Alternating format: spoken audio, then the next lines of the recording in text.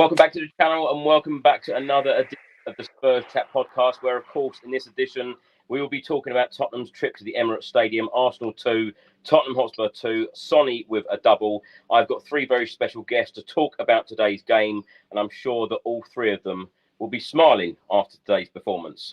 We have got Richard Whitehead, MBE, back with us. Richard, how are you? Nice one. Yeah, good. It's always good to be back with the dream team as well. So it's always good to be back with you boys. Looking forward to the chat. Rich, before we introduce the other guests, you've been out running today? I'm always running.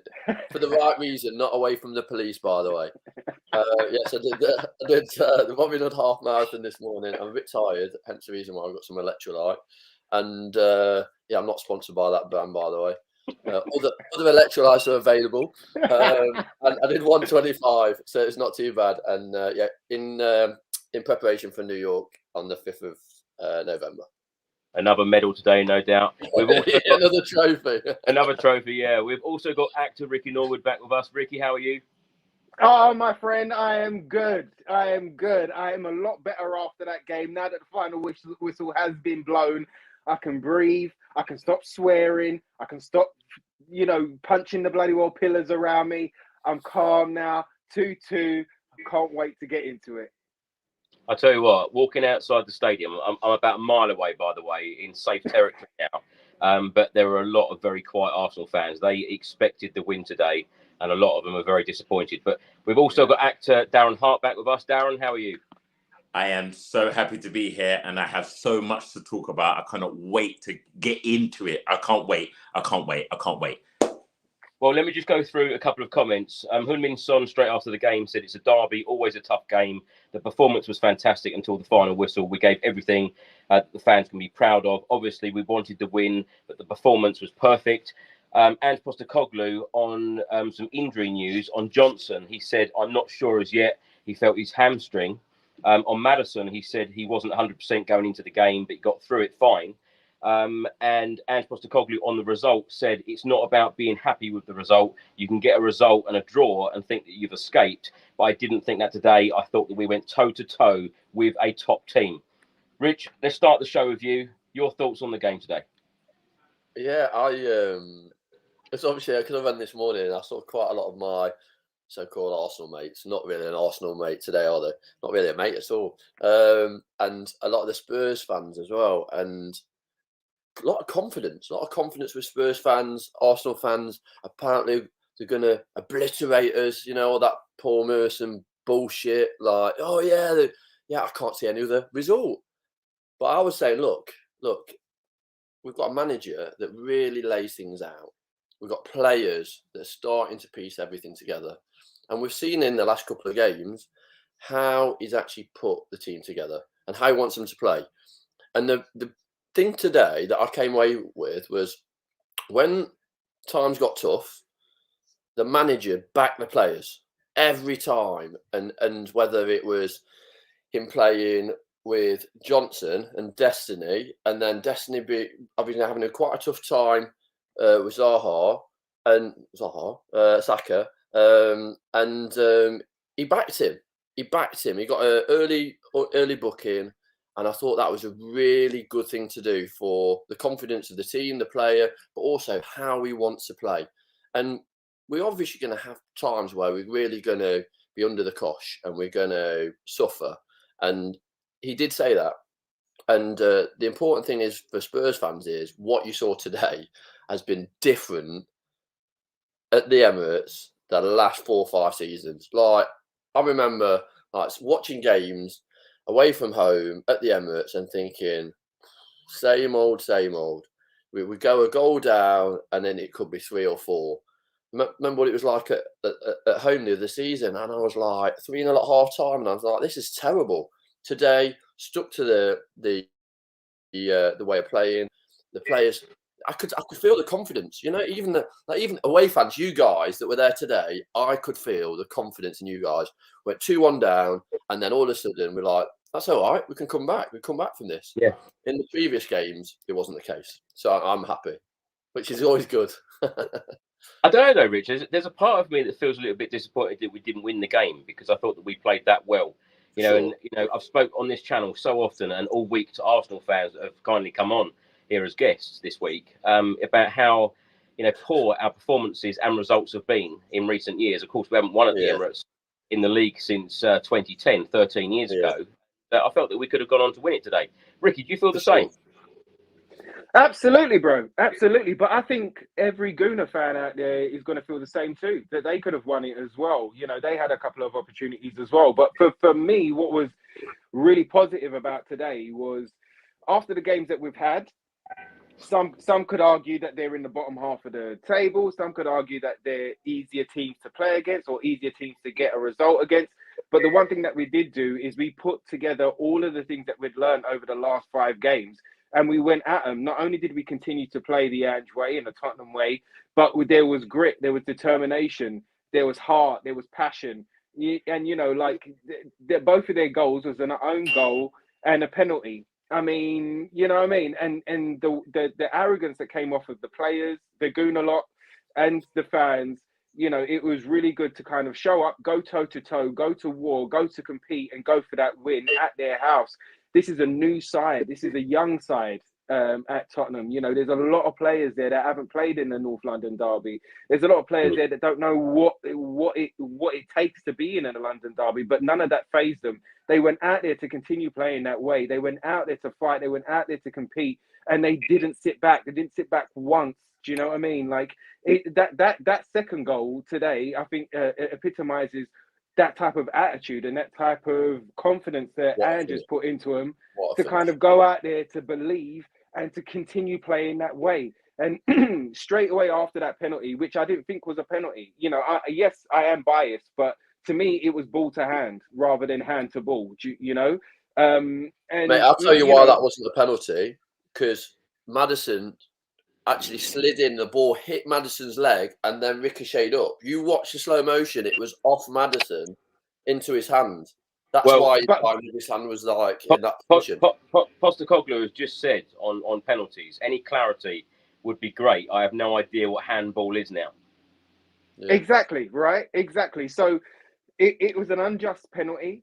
Look, the Gooners came out firing in the second half, but it was an unjust penalty. But look, that injustice and going down 2-1 at that moment did not stop us. It did not stop us. In fact, it fired us up to go and grab that ball. And how many seconds later did we equalise? Now, I've got to admit to every Tottenham fan out there that I actually missed that second goal because I was so upset and peed off that I went to make a coffee, and I was like, because I didn't want to see any celebrations. I didn't want to see Arteta. I didn't want to see anyone. I know. How can anyone make a coffee during a North London derby, Ricky? Mate, I just didn't want to see it. After Saka wanted to come with the Maddison celebration, you've had another mare. I know, but you know what? You know what? It was the emotion that took over me, and it's one of those games that. Even the missus, she was like, babe, can you stop shouting and swearing? And I was like, I don't know what you're talking about. I've been sitting there quiet the whole time. But it was one of those. It was one of those. Seeing them lot in their ground, celebrating, going mental after that unjust penalty, I was just like, nah, I couldn't do it. And I actually thought that I had time. But by the time they showed the celebration and the reactions of the Gooners, I thought, all right, yeah, I'll be back in. And then I heard the crowd going, and I rushed back in.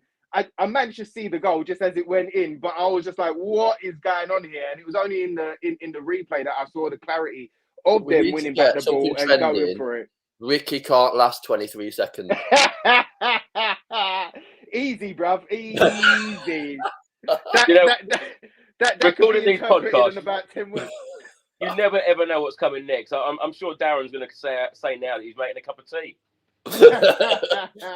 Darren, you weren't, were you? Now, the question is, can you guys hear me properly? Because it looks, my side, it looks like it's freezing like a champion. Am I clear? Your end? Yeah, you're clear, man. Perfection. Listen, Rick, I don't know how you went off and made a cup of tea. I don't know what you was doing. I have no idea what you did.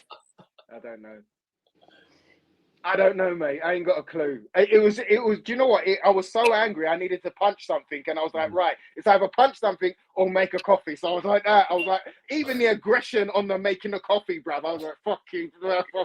Ricky, but yeah, this is going to be another Watford story. You know that, don't you? Yeah. Wait for it. But you know what?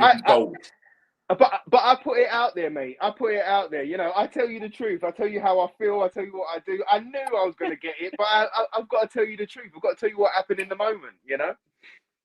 Oh, brilliant, brilliant. Darren, give me your thoughts on the game. Have you guys got did you hear that? Yeah, we can hear you. Okay, am I frozen though? No. Okay, cool. My end, it sounds crazy. So I'm going to go on a quick rant now. I'm going to get my one out in case I go anywhere. What a game. What a game. I was expecting the biggest test of Ange Ball today. Today was going to be the biggest test of Ange Ball. We're going to come up against someone who's actually going to press properly and really see what our players were about today. I have to start with Sky Sports. People, if you are watching a Tottenham game and you've got Sky Sports commentary, just mute it. Just mute it. Save yourself, get rid of the commentary and just mute it. Because the level of biasness and ridiculousness was crazy. Gary Neville, you are a right back by trade. You understand fullbacks. Udogie was booked in under 20 minutes. And this young boy put a performance against England, one of England's best players, that he should be patted on the back for. He never let Saka get in. He never let Saka get in his head. He never let Odegaard get in his head. And for a young boy to give a performance like that, as you said, Richard, our manager backed every man for a man. He made everyone be accountable for their performances, as he said he would do. And everything he said has come to fruition today. We're seeing the fruits of the labour. We're seeing the progression of the football. And we've got so much to be proud of. If you're wearing red and you're watching this podcast, all I'm saying is, can you smell it? We're coming for you. We are coming for you. Smell it. I smell the fear. We are coming. You know, right now, this is a progression. This is the building. And what I'm watching is a problem for you. Everybody should be worried about this Spurs side. It is going to have its bumps in the road. It is going to have its fallaways. But today, everyone was like, especially you, Mr. Merson, everyone was saying this would be the test when Spurs fell. This would be when the wheels come off. But what it did was it cemented that every man for a man has showed up today and is ready. Come on, you Spurs. Well, Darren, Postecoglou said after the game, in the end, I thought that Udogie was the dominant player on that flank, and I completely agree. You know, I said to the guy next to me that, you know, so early on, him getting the yellow card, it was going to be very difficult for him. But again, he had a fantastic game. I thought Vicario was excellent today. I thought Basuma was excellent. I thought the Van der Beek, Son, of course, with his finish as well, mate. Like, Madison, discipline. It was like it's great. It's great, Richard, isn't it? The fact that we're recording these podcasts ever since Postecoglou has come in, and all of us keep saying about how many players could be man of the match. Can we actually debate that? Who would you give man of the match to? Because for me personally, I would go with Vicario for the saves that he made early on in the game. Yeah, that was a good save. Yeah, Vicario man of the match. Okay. If I had to pick my man in the match, I would have gone for Udogie because he got booked so early and he showed so much. No, he was epic. Like, if we talk about world-class performances, like some of the things he does on the ball is phenomenal. And the ability to hold people off is like Dembele, for sure. Van der Ven had a great game. I think, obviously, you could pick 5 or 6, to be honest. Easy. I think Van der Ven for me. There was some bits that I like. His pace really got us out of some sticky situations, but Basuma was like epic. Love watching him. His passion for the game. He's always like backing up his fellow players. I think Sarr worked his backside off today. He's got some of the decision makes at some points are something that he's obviously working on. But again, a great game from him. I think we had man of the matches all over the pitch. I think keeper wise as well, we're now seeing obviously what he can do and how he can really try to dominate the box. I think obviously Arsenal threw everything at us for that 10 minutes in overtime, especially the balls in. And he was trying to obviously make up for that mistake that he made against Sheffield United, where the ball bounced and they scored. Richard, you're raving about Basuma. I just want you to take this question. How did Conte not get a tune out of Basuma? Is a mystery. Well, I think sometimes it's obviously you need to listen to what he actually says in his interviews about. So, for instance, the reason why Mourinho got nothing out of Ali was because he literally, first time in a team meeting, he just like bitched about him and said, "Look, you need to train harder." That's not how you work with high performance athletes. Obviously, all those players that we've got at the club are at the club for a reason, and it's about each player needs to have certain things to perform at highest. And obviously, he as a player needs an arm around him. He said in recent interviews that the manager's like a father figure. And that is clearly something that he needs to perform. And the way that he articulates how he wants to play is something that really relates to him. And that's what's really important, that it's a very individual approach. And you can see that with other players as well.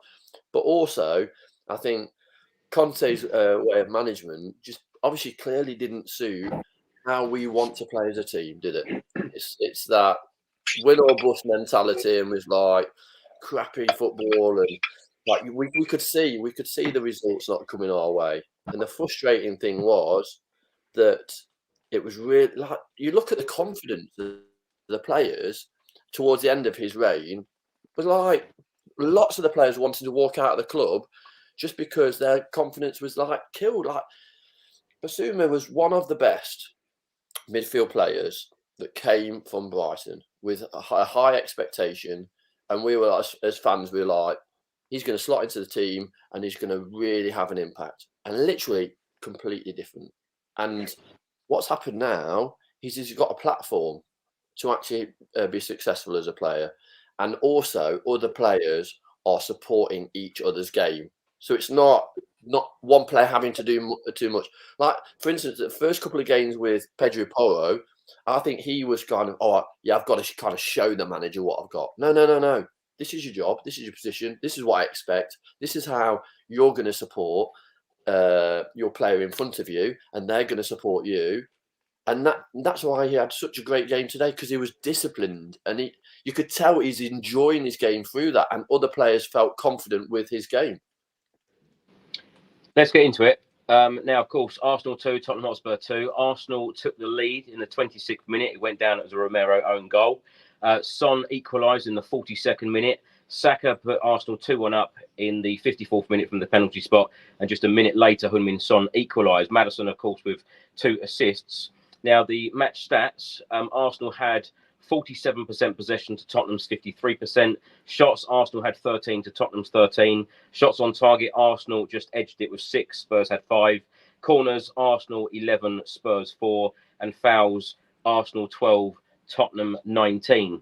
Now, the league table, Spurs are still unbeaten. We have played 6 in the Premier League. We've won 4. We've drawn 2. We are unbeaten. Plus 8 goal difference. We've got 14 points, just 4 points away from league leaders Manchester City, who have won 6 out of 6. Now, Ricky, let's come to you. Let's talk a little bit about the starting 11, because, of course, Brennan Johnson came in for his Premier League debut today. So the team was as follows: Vicario in goal, the back four of Pedro Porro, Romero, Van de Ven, Udogie. In midfield, Sarr, Basuma and Maddison. And then the front three of Johnson, Kulusevski and Heung-min Son. Were you surprised that Brennan Johnson started today in this North London derby? I mean, especially where we've had a winning formula, yes. But you know what? For me, it was encouraging. So he's only been in, a week or so, 10 days or so training, and the manager has liked the look of him and has seen what danger that he can bring to the side. So it was encouraging for me to see him in the side, because it's a massive game, to have his first start in the North London derby away from home. It's a massive game. And what he showed me is that the manager trusted him enough to go out there and have an influence on the game.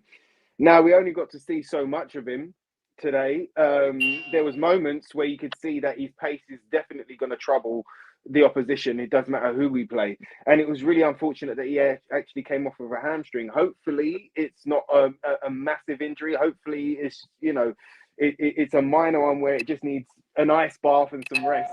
And hopefully he can be back either on the bench or involved again in the starting 11 very, very soon. But I thought he done well while he was there. You could see that he was up for the fight. You could see that he was ready to have an impression on the game.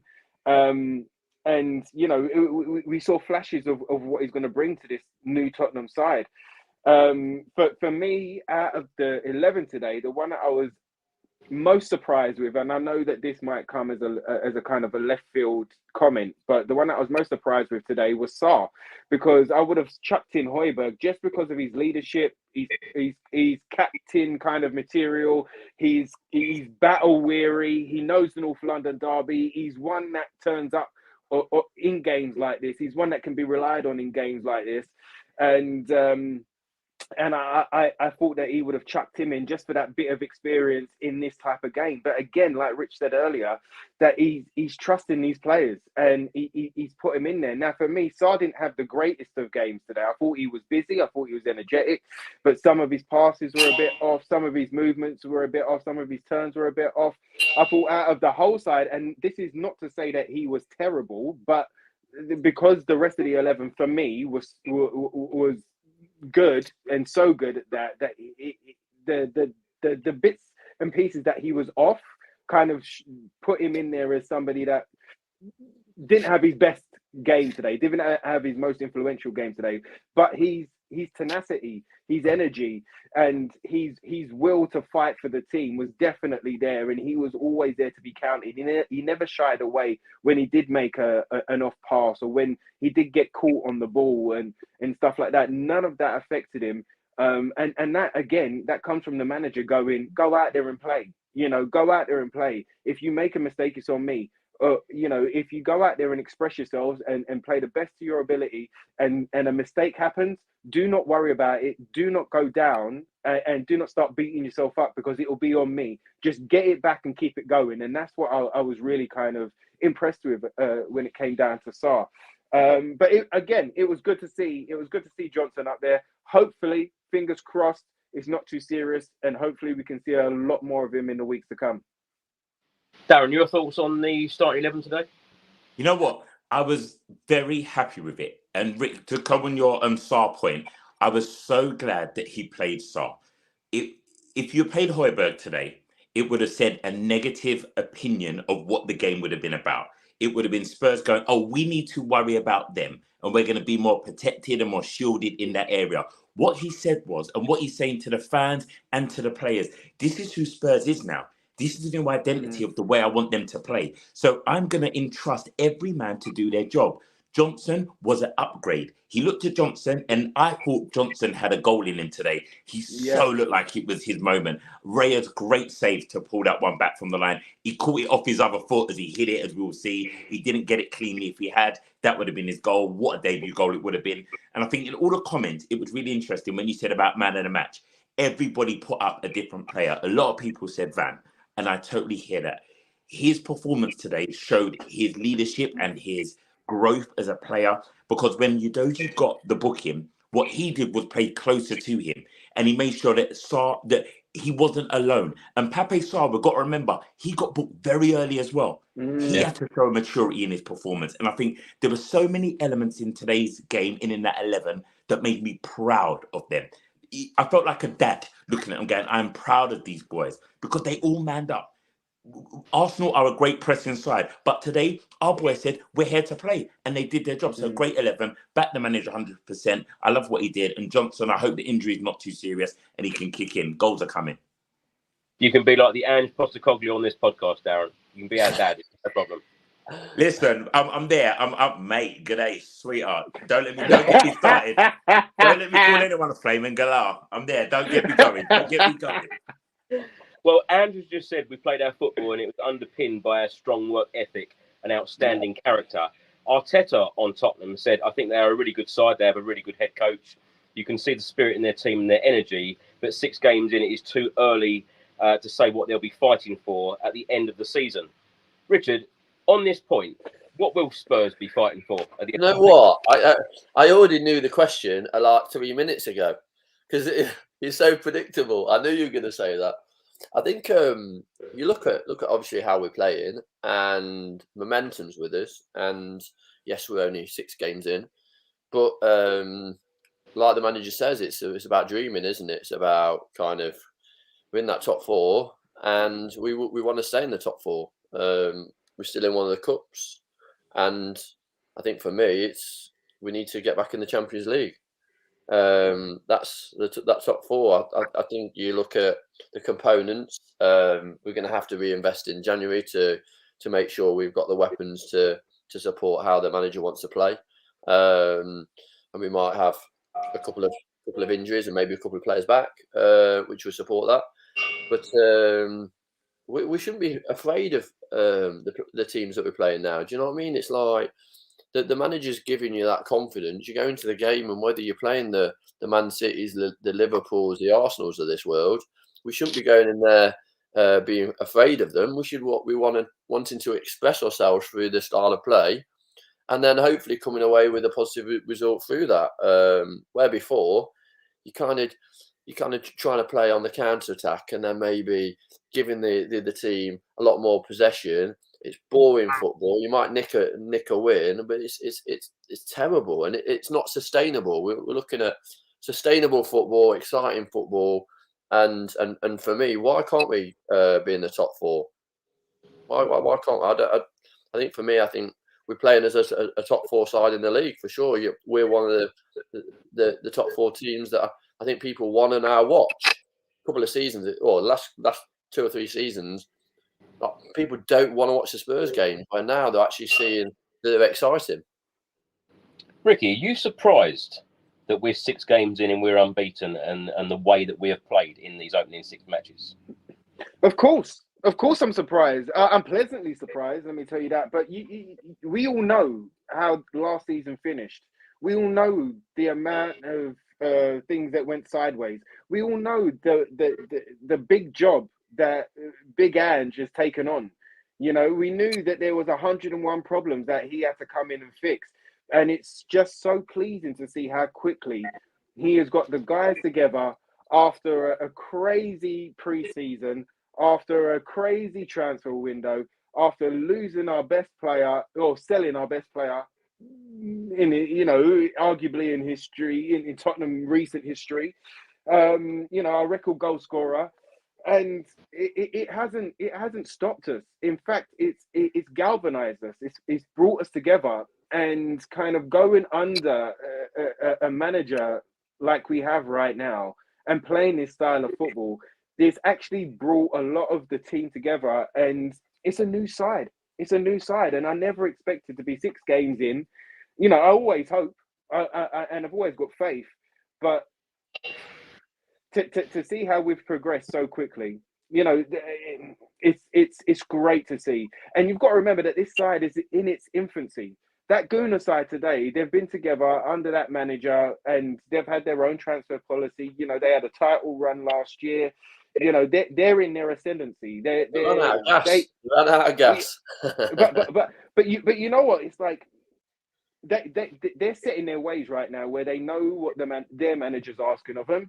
You know, and you know that they want to kind of go for the big trophies and the big wins, and that they're a lot more settled in their system, under their management and in their roles. This Tottenham side is in its infancy, and we're seeing performances like that. We're seeing, you know, we're seeing the battle. We're seeing the technicality. We're seeing the bravery. Some of the brave passes that they even when playing within our own box, and we've noticed. We noticed from when Hugo was in goal, and we started playing that way, and it was always a bloody well worry, always a worry. But right now, nobody's worried. You know, there's a calmness, there's an assuredness, there's a confidence within each one of those teammates, left to right, front to back of them, that we can continue playing the way, and we can impose ourselves. And this is just the beginning. You know, today was a massive test. Today was the test. If you want to kind of, because we had such a messed up preseason, you could almost call the first 4 games, 5 games, our preseason, really, to kind of implement these kind of tactics and the way that we want to play. And today we came up against a side that, like I said, that know what they want to do, know how to do it, and have been doing it for a little while now. But they came unstuck against a Tottenham side that are not sitting down. We're not sitting back. We're not laying down. We're not accepting a draw on 88 minutes, on 90 minutes. We're not accepting the result until, you know, the final whistle there. And we're going to go for it until that final whistle. I told you, Chris, you know, when we was talking yesterday on text, I said, look, 3-2. And a lot of Tottenham fans were saying 2-2, but I'm like 3-2 because I could see a last-minute winner. You know, and it was just, we was just that close away from getting that last-minute winner. And it's just exciting what's to come from this side. And what can we achieve in this side? Well, the sky's the limit. Our manager told us, no floors, no ceiling. No floors and no ceiling. Let's just keep going week to week. Let's keep building on these performances. Let's keep trusting. Let's keep expressing. Let's keep going forward. Let's keep going toe-to-toe. Do you know what I mean? And who knows where we'll end up. This is so much better. Even though we had a good start to the season, what was it, last year? This is so much better football. These are so much better results. And these points mean so much more. So let's keep it going. Let's keep it building. And let's see where we go. Because we are just at the beginning. This is not the finished article yet. This is not the same Tottenham that we're seeing here. We're not going to see at the end of this season. So there's so far to go. The sky's the limit. I tell you, when I was walking away from the Emirates, there were a group of Arsenal fans, and I heard their conversation, and one said to the other, but how on earth can Tottenham come to our stadium, play like that? They've sold their best player. Harry Kane isn't here. How on earth can Tottenham do that? And I just laughing. And it was fantastic. So thanks so much for those comments. Darren, are you getting carried away? Are you getting carried away 6 games in? I'm not getting carried away. I'm not allowing myself to get carried away, but I am enjoying it. I'm allowing myself to enjoy it. I'm not going to get carried away, but I'm going to allow myself to enjoy it. Because Anne said a positive thing about that. He said, let the fans do what the fans do. Let them celebrate. Let them be ambitious. Let them think about all the wonderful things that could come from this side. And that's what we should be doing right now. We should allow ourselves to go, this feels good today. Because a lot of Arsenal fans thought they were going to smash us today. And a lot of Spurs fans had a little bit of apprehension for today. Then there were people like ourselves that were like, come on then, let's see what this is. For me, it was like, let's see where Ange ball is. And today, after the game, we're all going, our chests are out. Our cockerels are high. We're happy. And you know what? We should have won the game. There were moments for us to actually get the win. And I think when you look at what you said there, Harry Kane's gone. People will be like, oh, this is going to be where Tottenham fall apart. This is where the wheels come off. This is where we finish 10th, 11th, etc. And we're going to be in a relegation battle because we haven't got players. I could do it man for man right now. Heung-min Son, our captain, the finishing today is of an elite striker. Nobody tell me he cannot play striker. I don't want to hear it because that's an elite, world-class individual. Now, I'm just going to divert. Bukayo Saka, if you do this again, my man, dangerous. Because every time he did it, he fueled a James Maddison.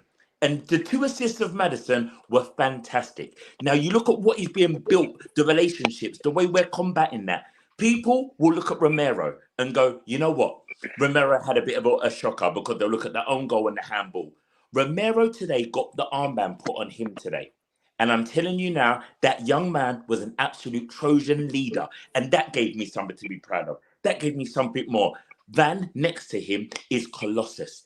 His reading of the game, his understanding of the game. Vicario at the back, his passing with both feet, his hands. Suddenly, guess what, gentlemen? We've got a goalkeeper who catches the ball at corners. Stop it. Stop it. I'm in a happy place right now. I'm not getting carried away, but Chris Cowlin, I'm excited. And I'm happy. I've got so many clips to put out as YouTube shorts. I tell you, you've made my day. Darren, I try my best, mate. I try my best. I want to talk to you. The coffee one's definitely going in. Darren, let me come back to you on Heung-min Son because Ange Postecoglou said, I've put him in that number 9 position now, and he works so hard. He puts himself into that position, and he has the quality to finish. I'm so happy for him. Many Spurs fans, even before the season started, of course, when Harry Kane was sold, said, Heung-min Son can't play for the middle. He's not going to score the amount of goals that Harry Kane has scored, blah, blah, blah, blah. Scored a hat-trick at Burnley. He scored another 2 today. He could have had a hat-trick today because, of course, he had that goal disallowed early on. Is Heung-min Son, is he going to carry on playing that central role for Spurs? this season? You know what? Heung-min Son is doing what a captain needs to do. He stepped up and he's being the leader right now. He's being the leader of that front line. Mark my words, Spurs fans listening to this pod, our goals are going to come from a lot of sources. Once Johnson gets going, there are goals there. Once Rich Arlison gets going, once he gets rid of the demon and starts playing, he had the demon back today. I could feel it on his shoulders. He didn't look his best. He's got goals. I'm telling you now, Solomon's got goals. I'm telling you now, Kulicheski has got goals. Madison has got goals. Every member in that team, with the confidence in which we're playing, the goals are going to come. Son right now, he looks like one of the happiest players on that football pitch. And I'm watching him smile with everybody. And that is what I'm loving about this new era Tottenham, is we're together. Everyone is doing it together. At times, someone be upset, I don't care. At times, Spurs was Harry Kane way. It was everything was leading to get the ball to Kane, pass it there, work that. I felt pressure from certain players to get the ball to him, to do it for him. Now we're all doing it for each other. And suddenly there's an equal share of pressure. There's an equal share of responsibility. And it looks good. So you know what? Heung-min Son right now at 9, he could get easily 20 goals by himself, easily 25 goals by himself. But I don't feel he's going to have the pressure to do it all by himself. Today he had support, and I think he'll have even more. Johnson looked good, and I feel there's more goals from others. Yeah, I thought Sonny was brilliant today. And I tell you what, the huddles that they've been doing before the game, and the way that they come over, after the game now to the away end, I think is absolutely fantastic. And that connection again, I don't know whether you guys have seen the video that I put out just before we went live on Twitter or on X, but that connection again with Postecoglou and the fans is just unreal. So early on, it's fantastic to watch. I see Adrian Pochettino is doing well again for us, because Chelsea lost 1-0 to Aston Villa today, so Poch, great work. Richard, let's come to you. First chance in the game after 3 minutes, Brennan Johnson deflected over the bar, and then after, it looked like Heung-min Son had scored very early on for Tottenham. He was unlucky, but what do you think of Son's performance today? Yeah, I think he was in the game. I think when Sonny doesn't have a great game, he kind of gets frustrated and drifts in and out of the game. Where Sonny's his press was brilliant today. Like he was so good with trying to keep the ball, because we did have elements where the ball was kind of, especially in that first half, within our first third of the pitch, and we was really struggling to get out. But I thought today, Sonny really did work on that press, especially after I think some words of encouragement from the bench around that he needs to kind of get in the game more. I know Madders is obviously trying to dictate the play, but he's got a massive kind of element of responsibility about that press high, and he's got the energy. And I know Kulicheski's been running his backside off recently to try and kind of do those extra miles. I think he did 17k the other week, like most amount of meters that any Premier League players done this season. But yeah, Sonny's worked really hard, tirelessly. But then finishing, like the guys have said, world class. Like Sonny's finishing. That I don't know. You probably haven't seen it, Chris, but there's a video of Arteta. As soon as Maddison's got the ball and he sends it to Sonny, he's got his hands over his eyes because he knows he's going to score. It's like, and how he laid it off to him, I'm like going. If also, I think there was a little mistake there from the keeper. The keeper had left his drinks bottle, one like this one, right near the post, and Sonny used it as a little bit of an aid to actually where he put the ball. He literally put the ball where the actual bottle was. He slid it. It's beautiful. I think Sonny is. Well, you look at obviously who Ange's put as the captain and vice captains. They really stepped up to the plate, haven't they? And not only with their performances, but also their attitude on the pitch. And I think when you look at the three, they've got different traits, haven't they? Each one could and have been sent off in the past. And I think their attitude on the pitch has been magnified by that responsibility as a team player and as a real kind of energy on the pitch. And Sonny's definitely, I think that's the difference. I think he's got more energy, as in how he influences the play.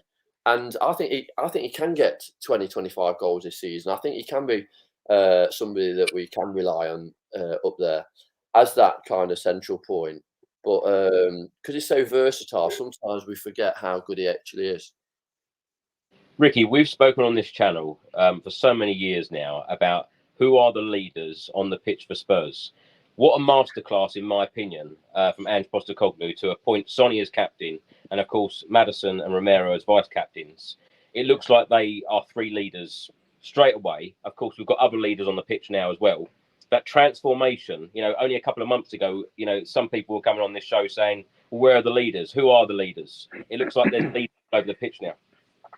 Oh my gosh, all over the pitch. And like Rich just said there are three different types of personality. So it's like the Tottenham side, if you're slacking, you can't get away with it. You've got the aggressor in Romero, and nobody wants to come up against him. You keep hearing everybody in training being like, nah, the only person I don't like going up against is Kuti. Please, just leave me alone. They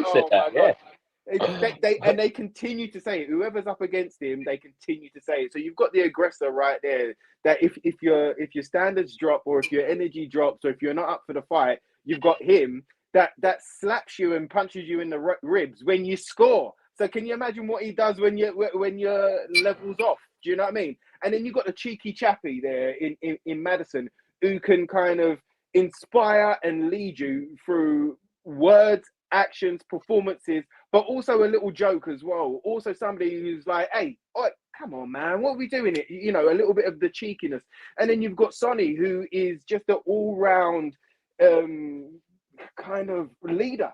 He leads by example. He's got the personality, he's got the characteristics, and he loves this club. We've seen it year in, year out. There's been many a times that oppositions or pundits or even ourselves, Tottenham fans, that have counted ourselves out of a game. And who steps up the majority of the time is Sonny. I will always go back to that summer when Kane was about to leave for Man City. And in that first game, and it was against Man City, and, Harry's not training, Harry's not in the squad, but who stepped up and who was ready to step up? Who was ready to bear the weight of kind of carrying this side and being responsible for this side? It was Son Heung-min, So for me, when he gave him the captaincy, for me, I was ecstatic. I was like, perfect, because he's somebody that everybody loves to be around. He's always got a smile on his face, and again, he's a technician. He's a world-class operator. He's somebody that you can rely on. He's somebody that you can go, Sonny, help us out here. And he's the one that will pick up the ball and keep going.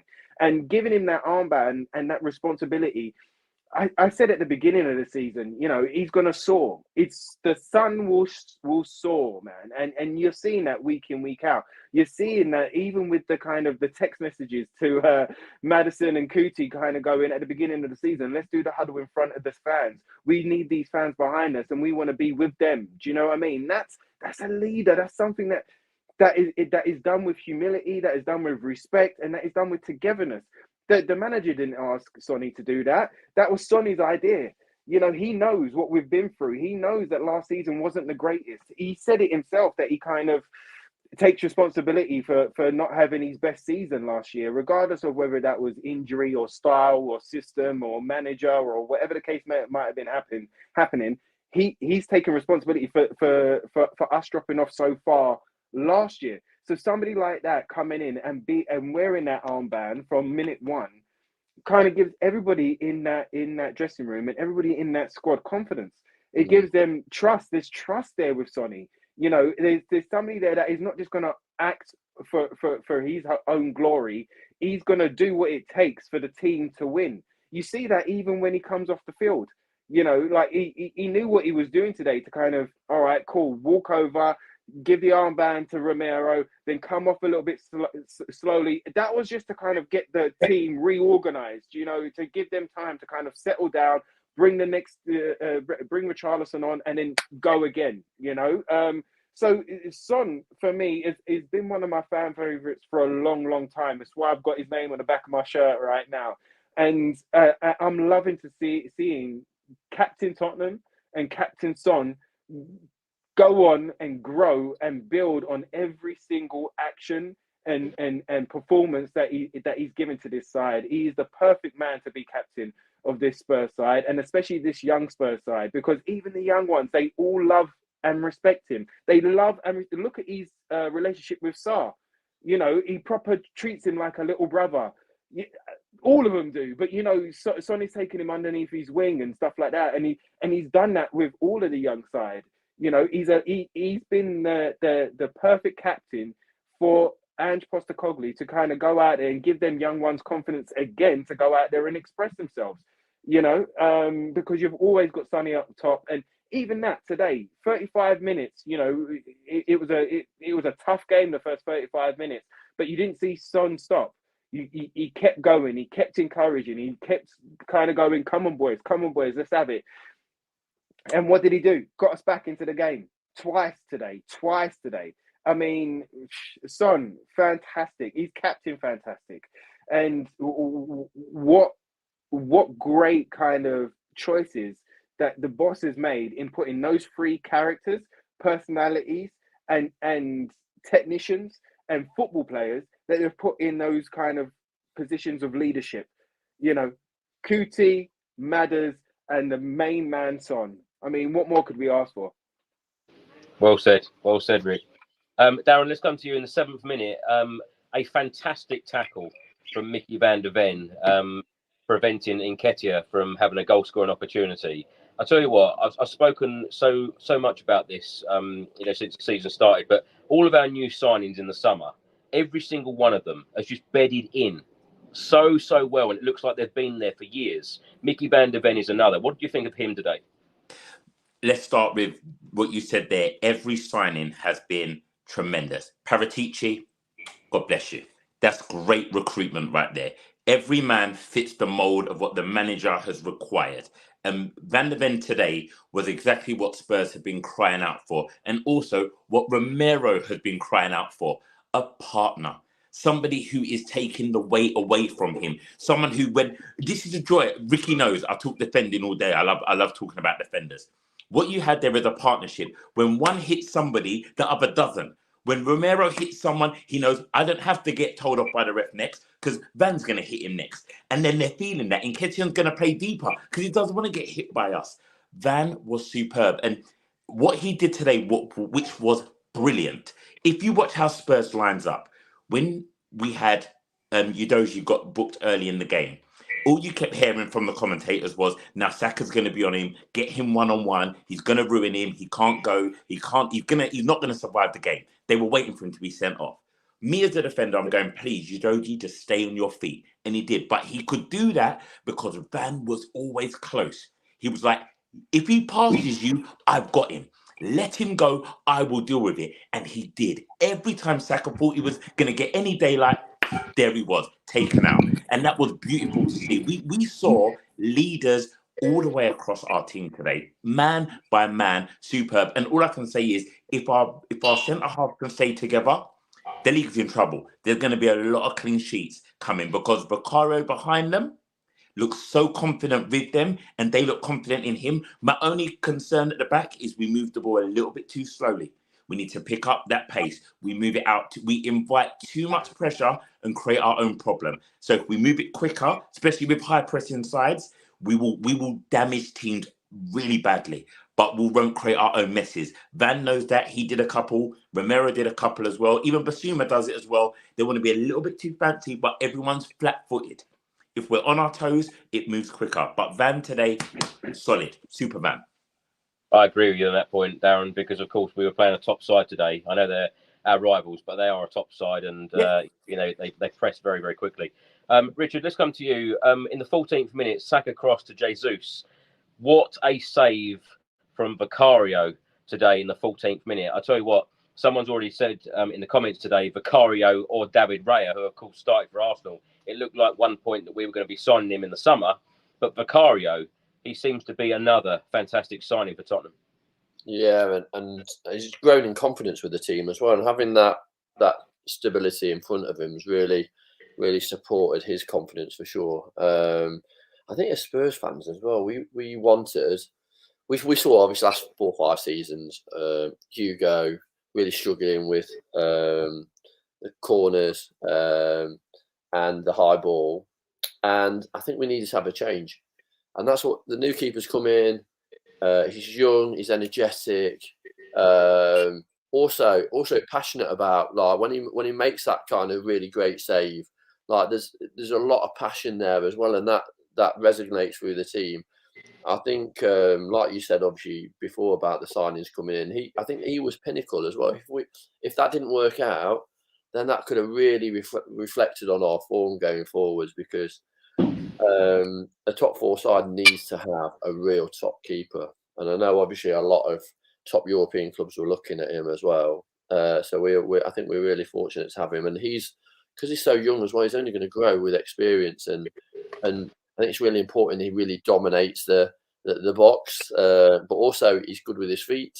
I think confidence will go with that as well, that he'll be able to ping those balls out a little bit quicker, like you were saying, Darren, about kind of the way we move the ball. When we had the ball at our feet, they were then on us really quickly. And I think when that ball was coming in and it was straight off, and people were looking, the ball was going to spaces and there were already players there, instead of actually the player looking for somebody and then receiving it, and like you say, being very slow. So that would come as confidence, but also working with these players as well. Some of the players that have come in over the summer, they've only just kind of started to gel. So when there's that kind of sixth sense going on, we'll really see the benefits of the transition from the ball at the back to obviously our really quick players. And I think hopefully Johnson's not injured, and we've got him, because his pace is frightening. We haven't had, as Spurs fans, we haven't seen that real pace yet. And for me, I think he's going to be somebody, a really young player. As soon as he gains confidence, I think he's going to be a really good threat for us.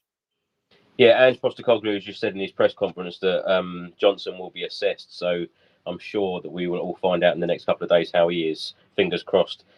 Ricky, let's come to you. In the 16th minute, Udogie actually gave the ball away to Nketiah. Had a shot, Vicario saved it. Of course, both of us have discussed Vicario at length. A couple of minutes later, Sarr had a shot over the bar. And then after 25 minutes, Arsenal took the lead. Saka shot deflected in off of Romero. Could Tottenham done anything better to prevent that? Because it actually looked like Vicario was going to save that very comfortably. Yeah, and that comes down to communication. I mean, could we have done better? Of course we could have. We could have let Vicario go for it, or we could have asked Romero to try and head it out instead of like get his body on a sideways, movement. But yeah, I mean, look, the Gooners were pressurizing us at that point, and like Darren's favorite commentators were like, "Oh, it's coming, it's coming, it's coming."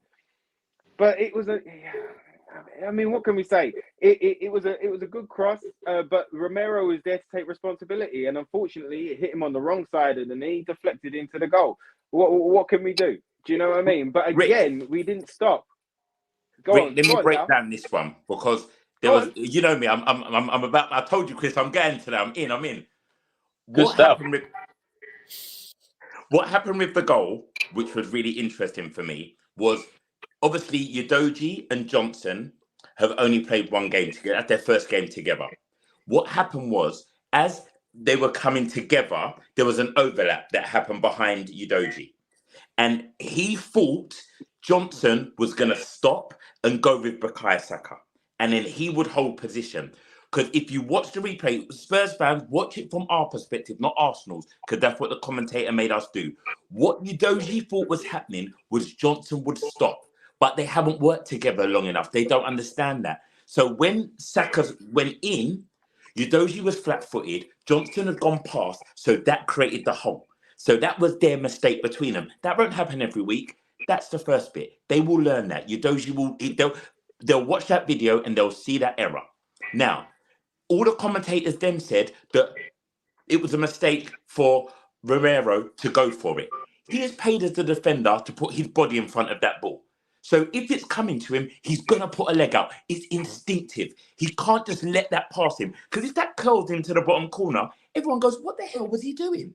So he had to put a foot. It's instinctive. So it's unlucky. That's what that goal was. It was unlucky. There were bits to learn from it. There were mistakes that were made. But unfortunately, as they all knocked on, the knock-on effect was the goal. But I saw that every Spurs player learned from it. Because guess what? Did that moment ever happen again? When Basai could cut in and have that shot? He never got that window. So we are learning. Yeah, we are learning, and we are moving forward. Do you know what I mean? And again, it didn't stop us. It didn't stop us playing. It didn't frighten us. It didn't put us into our shell. We was like, okay, cool. And even with someone like Romero, you know, you might think, all right, because he's emotional, that all right, it might go left here. There might be a red card coming soon. Yeah, he might start tearing his hair out and kind of, or tearing somebody else's hair out. Who knows with Kuti? But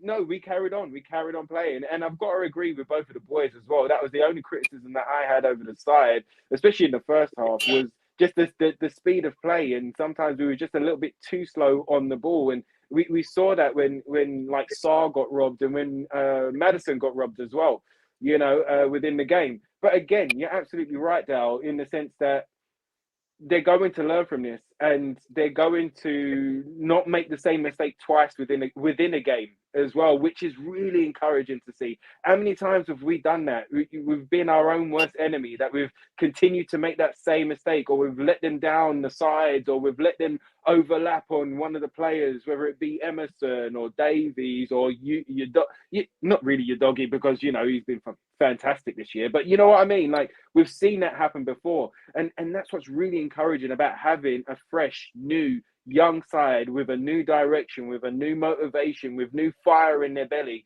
and with new belief. These boys believe not only in Ange, but in the system and each other. And this is what's encouraging going forward. This is why I say we're only in the infancy of this Tottenham side. And it's so exciting to see what comes next. I've got to say, I love doing these podcasts while our performances are like they are and the results are like they are. I love this. Long may this continue. I'll tell you. Darren, let's come back to you.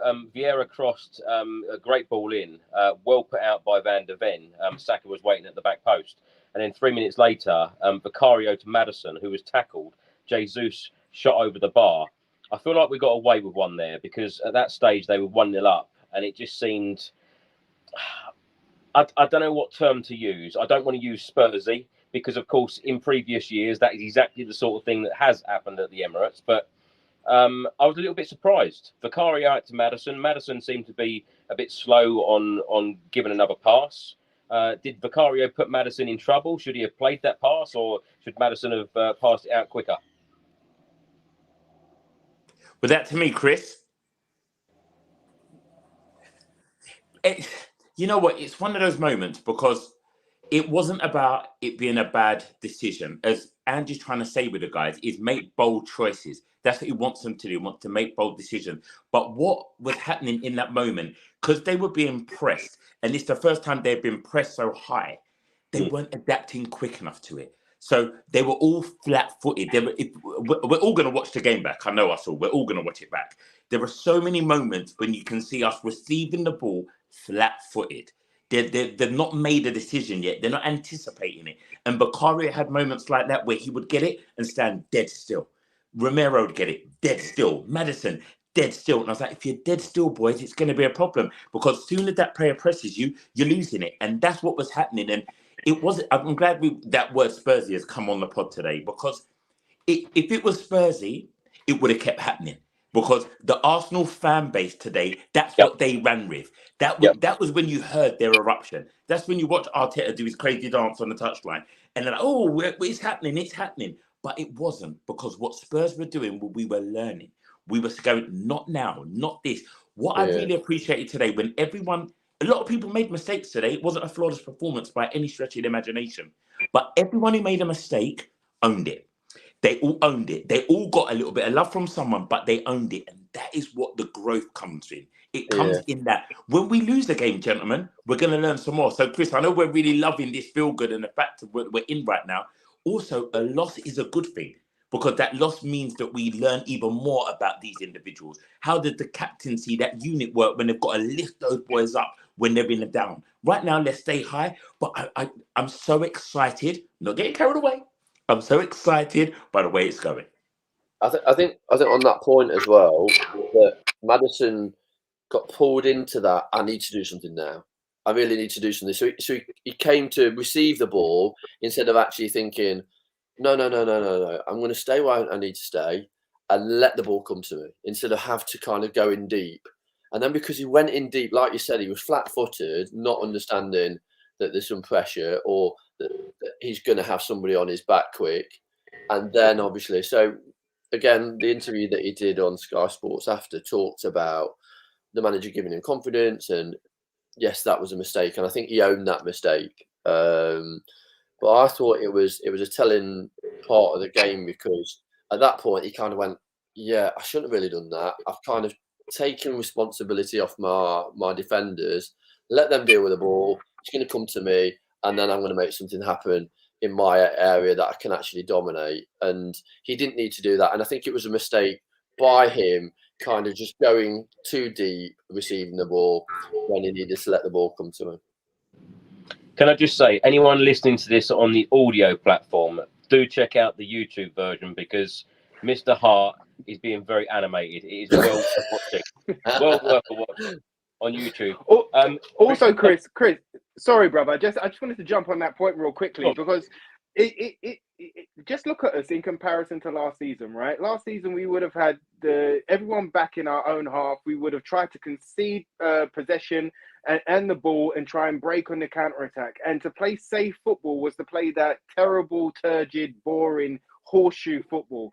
And that is not happening anymore. Those passes into Maddison and those passes that sometimes went wayward, they're the risky pass. That's what it's about, and that's what Ange wants us to play, and that's what gets us in behind, and that's what takes that gets the opposition, kind of surprised by what pass we're playing and how we're still continuing to play. We're not conceding. How many times did you see us send a Gooner player the wrong way just because instead of passing backwards, Basuma or someone just done a different turn inside the field and then drove it up, whether that was Van der Ven, or whether that was Maddison, or whether that was Basuma.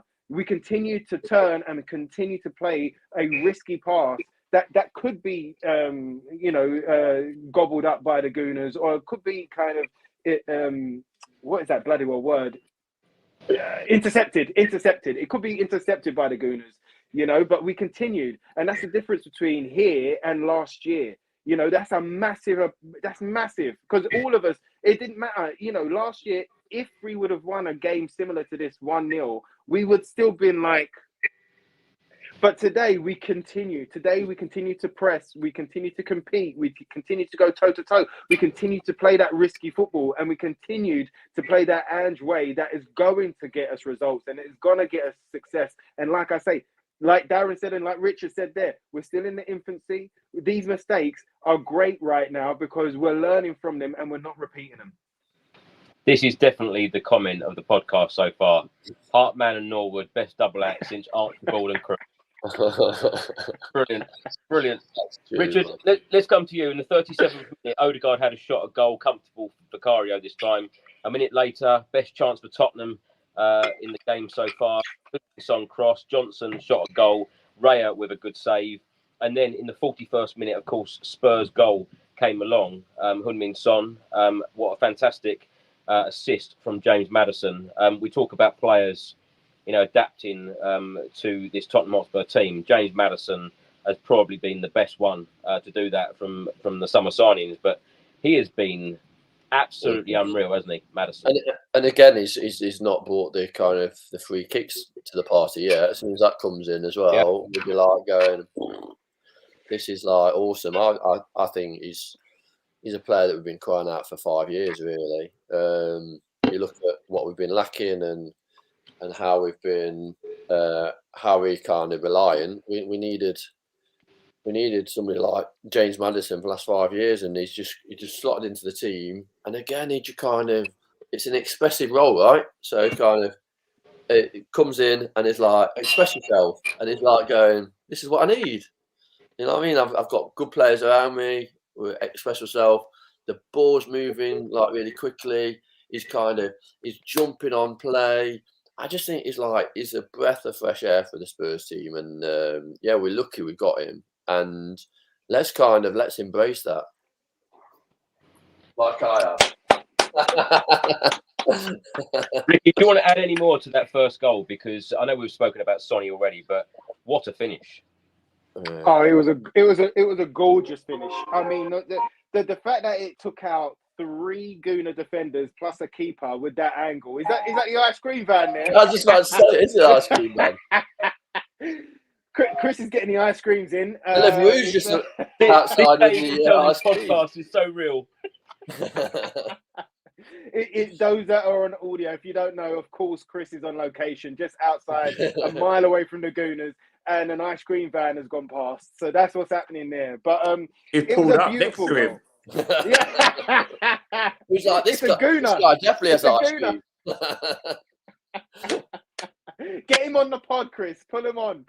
Let's see what he's got to say about it. No, but it was a beautiful goal. What a beautifully deft touch. What an angle. It was the only angle that he could have hit it at to go in as well, you know, and off the post and in. And again, what a beautiful goal by Sonny, and what a way to kind of get us back into the game and keep us moving forward, you know? It took the energy out of the stadium as well, didn't it? It did. Really It did. Out of the stadium, and those are the things that I think we need to kind of really look at. It's like, how do we take the energy out of the stadium? Like, we go to some of these grounds where it's kind of really kind of ruckus. That's what we need to do. We need to kind of really go, actually, utilize the great away fans that go to the games and take the energy. Like, I was like laughing. I was like, yes, Arsenal fans, you're in a game here now, aren't you? You're not going to slaughter us like some ex-Arsenal joker. Oh, yeah, you're going to get slaughtered. No, absolute bullshit. You're in a game. Like, these derbies are games, the wars. And, that's what we want. We want the team to kind of go out there and, really compete and then take the wind out the opposition by, counter-punch. And brilliant, like you say, brilliant finish. But that's what Sonny is. He's got those instinct finish. He knows where the goal is. He doesn't need to look up. He knows it's there. He knows where he wants the ball. And that kind of work, that kind of Madder-Sonny partnership is really working well. And we wasn't intimidated either by that home crowd. We wasn't intimidated by the singing, the noise. Look at that young side. They all stood up and went, let's go. Let's shut them up. Let's go. And again, that's what gets me excited as well. And they've got crap songs as well, isn't it? There's no songs. You know what I mean? That you can hear the away fans. Literally, you watch the game back, you can hear the away fans more than the home fans because they just got the silly chants and oh yeah, you're not winning trophies, that bullshit. But you take the air out of the sails. That's it. They've got nothing, and the fans. Not really good fans, are you? Not really. They'll see your trophy cabinet, Rich. That's it. Exactly. That's it. I'll bring it to the party. Darren, let's come to you. I think Richard hit the nail on the head there because, in the time that we scored going in at 1-1, I think it did shut a lot of the fans up and the stadium was quiet a lot of the time. I know that a lot of us Spurs fans call it a library and say it's very quiet, but for a North London derby, they're normally really up for it. And, for large parts of the game, it was quite quiet. I was very lucky to bump into Kenny Ken, a very well-known Arsenal fan. He was very confident before the game. He's a regular viewer of this channel. He loves you, by the way, Ricky. And I also bumped into Don Robbie as well, a big Arsenal fan, of course, AFTV. And he was very confident. He thought that they would win 3-1. But as I say, it did shut a lot of people up. Darren, how are you feeling at that half-time stage, 1-1? I was game on. This game is there to be won. Absolute game on. Let's go and win this. And I think you're right, Chris. A lot of those Arsenal fans, the reason why the library was going to be closed early, because they were absolutely petrified suddenly. Because their arrogance of some of their fan base, following people like Paul Merson, who clearly need to be tested because there's something not right if you're thinking that way. There's something not right. To think that you're going to absolutely go and obliterate us when you've watched the way we've played this season, it made absolutely no sense. You can say it's going to be an open game. You can say there could be goals in this. It could be a thriller. It could be one that you don't want to take your eyes off your TV. But to say that Arsenal are going to absolutely rip us apart, it's crazy because there's no evidence to back that up. And I think that's why Arsenal fans, I do always laugh with them because they have this arrogance and this air of we are better than everybody and we expect to do it. And when suddenly that goal went in, the timing of it was great. It was just as that hot, you know, when managers do halftime team talk prep in their minds, they were both doing that. And then the goal changed the talk. It was suddenly us going, don't go crazy. Continue what we're doing. It is working. We are in this game. Confidence is there. Stay with it. Let's go. Arteta's now going, hold on. I was going to say, we've got this game won. Let's keep going. Now we've got to go. We're in a fight here, boys. We've still got to do something. I think, Richard, you mentioned about Maddison, that early play where he was really hunting the ball down. At that point, I kept saying, come on, Maddison, look at the gap. We can't split the lines because you're inside the line. You need to be playing behind Ødegaard.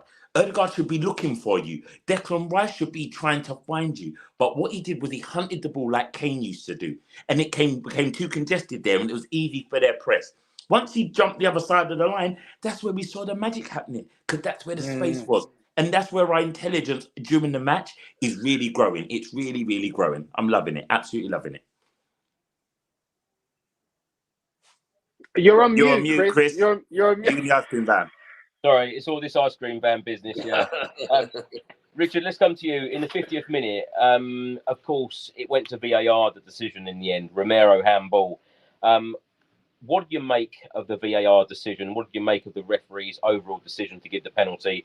Of course, Ange Postecoglou has come out and criticised the decision, saying he doesn't even know what handball is anymore. Was it the correct decision for you? Yeah, I think the rules are a bit sketchy. I think you look at the whole passage of play, there was a player moved out of position by an Arsenal defender. He was flat on his back. It should have been in that marking position. Then, like I said earlier, Madders had his foot in and the ball would ricocheted off his foot, which then went onto his hand. So it was such a sketchy decision. So I don't think VAR or the referee really took into consideration the real components of that play to then give a penalty. Obviously, if you look at it quickly, it's clearly a penalty because his hand's away from his body. I think that's the only reason why they gave it, because his hand was away from his body. But what happened was, as you could tell, he was kind of moving his hand away because it took that ricochet. But there was components to it. So, yeah, I was really disappointed. I was swearing, like literally. I know sometimes on here I swear a bit, but I was swearing a lot. And I've got young kids and my missus is shouting at me, going, Richard!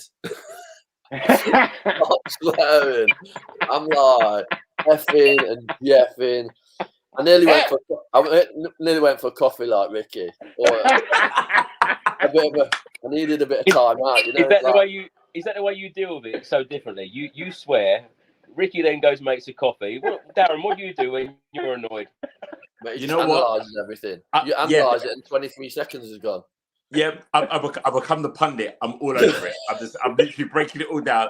Gents, I'm going to be honest with you. I know a lot of people have commented going, it wasn't a pen. The minute it hit his hand, I was like, it's a penalty. Yeah. Let's not even argue about it. And I think VAR is such a horrible place now in football because it should, as they keep saying, the book makes no sense because clear and obvious mistake, let me know. Soon as if you watch the hand of Romero, and this is all they watch, and trust me, this is the theory.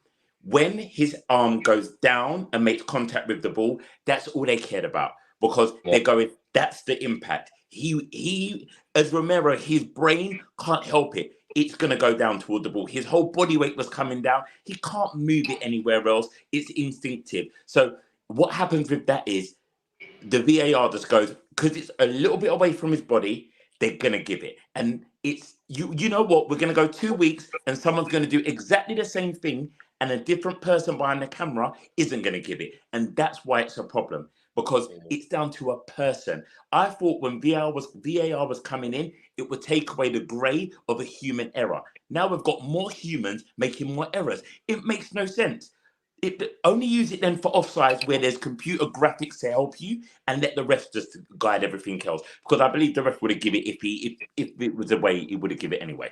Yeah, so I when was going to say, if it's simple as just you're handballing it in the box, you're going to then get players literally trying to aim the ball at people's hands just to win penalties. And Chris, Richard, you're absolutely right. Yeah. They absolutely do. Because the minute the arm now is away from the body, they're trying. Because it's now become part of the game. Like you watch now, how many players are waiting for the smallest bit of contact to go down? Because then if you touch me, VAR will see it. Because the ref may not be able to see that you've kicked my ankle, but I felt that I hit the floor. Then VAR looks at it and goes, yes, you did kick his ankle. Now I've got to give a penalty, unless your name's James Maddison, and you won't get one. I was just about to say that, Champions League final. Yeah, exactly what they do. It's crazy rules. Yes, Rick. But you know what? For me, you know what Richard was saying there, how he broke it down. It hit Maddison and then it's ricocheted up, right? If you look at Romero's eyes, from what I remember, his eyes were about to put his foot in to the ball before the ricochet. So he's actually stretched and his eyes are on that ball and then it's ricocheted up and then it's hit him. It's not like he looked at the ball. It's not like he went for it. And I would expect the referees and those with that this is their job. You know, this is part of the it's part of the football knowledge that they should have in a. That's the problem. Exactly. So for me, I would have looked at his eyes. I would have looked at his intention, and even his foot that went to block that challenge or that ball before it hit Madders, and then go, look, you can clearly see that's ball to hand rather than that's hand to ball. You know, but again, the confusion continues. Clear and obvious mistake. That's what they're meant to interject for. A clear and obvious mistake that it took them forever watching the footage back to then send the ref to watch it. So it's not clear and obvious. And I think, as I said, my big thing about VAR is it was meant to make the job of a referee easier to take away human error. But now we've got more humans making more errors. Doesn't make any sense. It was a penalty today, though. I'm not saying it wasn't. Arsenal fans, you can have your penalty. But that's now the rules. So I expect Spurs to get one now when someone just has it a little bit away from their body. And like Rick said, they're not focused on it and it hits them. And Maddison hits it at the arm because it's available and you get a pen. Richard, that is the problem, isn't it? Nothing is consistent. And obviously that referee as well. I was like, when I saw that it was him as well, he's a bit of a bell in this, really. He's like, I'm not a fan. He's like, you know, sometimes you look at referees and you just think, why are you stomping around and you're looking like that? I just don't like him. If I ever meet him, you should say how you feel, mate. You should really say how you feel. I'm gonna say. Well, that's the whole point. That's what I use this platform to do. I don't really like him. No. It was his first North London derby. Would you like him to referee another one? No, I don't really know. Just like no, not at all. But what I wanted to say, and I wanted to reinforce that if that was the penalty, that the great thing was that we kind of went, actually, that's done, where normally we'd kind of be like, Atom, it was like, no, that's done now, and then we're going to move on. Where when Arsenal scored, they were literally like peacocking, like, well, we're great now. And then, like 23 seconds, obviously, that's Ricky's time, obviously. It's Ricky's time. Rick, you missed this. Richard, you would have saw what I saw. Ricky, you missed this. So when they scored, and of course, we saw someone doing this, behind him, if you watch it back, Enquiries isn't celebrating with the Arsenal boys, and he's going like this to all of them. He's doing this. That's the beauty of what never happened for Arsenal. They never switched back in. Arsenal, that was your own mistake. As I say, learning, they did not switch back in. They were still on the, oh, look at us. Oh, it's all us. How great are we? This is what Merson said we would do. Now we're going to run away with it. But what Spurs did was let's not let this affect us. Concentrate on the game plan and push. And there the goal came instantly. It was beautiful, beautiful. Rick, when you watch it back, let me know what it was like when you watch it back. I smell the coffee, right? I smell the coffee. We want to know. Perhaps we'll record another podcast when you watched it back, Rick. Oh, heck. You should never have told that story. Never. Listen, I always say the truth. Do you know what I mean? Like, I come on here, I express how it is, and I guarantee you, I wasn't the only one who walked away at that point as well. I'm sure there was some other Tottenham fans that had enough and was like, oh no. And even if they walked out of the bloody well room, I'm sure I wasn't the only one. Please, New let Tottenham, me not don't be run the away only from one. them. New Tottenham. That's it. That's it. Well, in the 54th, There's my lesson. in the 54th minute, Saka put the ball down the middle, converting the penalty, so they went 2-1 up. But immediately, what character we showed as a team again, Ricky, to come from behind at the Emirates, making it 2-2. Maddison with another fantastic assist, and Heung-min Son with another fantastic goal. It was a beautiful goal, and it was a beautiful assist. And again, by the two main men there that were not going to stand for it, by two of the captains, 2 out of the 3 of the captains, right there, just went nah, and took it off of. It was Havertz, wasn't it? Took it off of Havertz while he was dilly dallying on the ball. Again, their arrogance, like Jorginho. Darren will say, was it Jorginho? Jorginho. Yeah. So he's I know there you didn't see dilly-dallying. it, so yeah, Jorginho, in case when you watch it back. I knew it was one of them. But him dilly-dallying on the ball again showed their arrogance and showed their we've won this game already. Exactly what Darren was just saying there. The fact that they had that right, yeah, we're gonna get 2 more. All of that, didn't have to worry about it. Hold on. You... What's happened here? It used to be Ricky Champagne Norwood, and now it's Ricky Espresso Norwood. What's gone wrong for you? Oh, mate. I couldn't have any champagne. It's still sun outside. You know what I mean? If we would have won, I would have popped the bottle. I would have popped it. Oh, goodness. I'm going to get it now for the rest of this season. Goodness gracious. But look, that's what it is, man. That's what it is. But again, the fact that Maddison picked up that ball and said, absolutely not, and then drove against that defence. Where were the Gooners there? And in found Sonny, and he didn't blast it. He didn't go for top corner. He just passed. He just kind of calmly, just simply, shot at goal and scored a beautiful, beautiful goal. You guys in the comments are killing me right now, but I knew it was going to happen. Bloody hell. Ricky, with Sonny having such a indifferent season last year, of course, the season before he was joint Golden Boot winner with Salah. What's changed for him this season? Is it the fact that he's been given the captain's armband? Because even his finishing this season so far just seems to be so on point to what it was last year. It's the responsibility as well, Chris.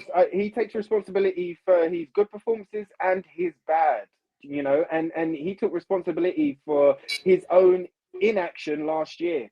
You lot are terrible. Ricky, never latte for a game, Norwood. It's the wrong stadium. It's the wrong stadium, not late. Oh, mate. Oh, do me a favour. Oh, my gosh, you guys are killing me. You're absolutely killing me. I've even forgot the question. Chris, what was it again? You lot are taking the birdies. Oh my gosh! Where was we, Chris? I totally forgot. on how good Son has been so far this season. Oh yeah, Sonny. Again, he took responsibility. He's taken responsibility, and the fact that he's got a manager behind him that is again trusting him with that responsibility, allowing him to go out there and express and to lead. I think he's taking it on his shoulders. Exactly what I'm saying about Man City and the way I'm not even reading the comments no more. Imagine the same thing that I said about Man City when Kane was looking to leave. It's the same thing that he's done. He's stepped up to the plate. He's taken responsibility for this side and to captain this side in the way that he does with his personality. And he's gone on strength to strength. He knew that he had to come back and kind of give better displays as he did from last season. And not only that, he's taken it up a notch. And the fact that he's got that confidence from the manager to kind of go out there and be him, I think we're seeing the best of Sonny. And I think we ain't even seen the best, the peak of Son yet. But it's definitely coming. The difference is the manager. The difference is the manager, I think. Again, the messages from the manager. And they say that it's like negative energy is such a waste of time, effort, and what comes of that negative energy, frustration, stress, anxiety, etc. And I think a lot of the issues that we had last season were from that, and that was very clear. No real direction. How many times did we say on the podcast around no real kind of messages from above down? Where now it's very apparent the messages. the manager. It's very apparent, and even from above, you can see those now filtering down.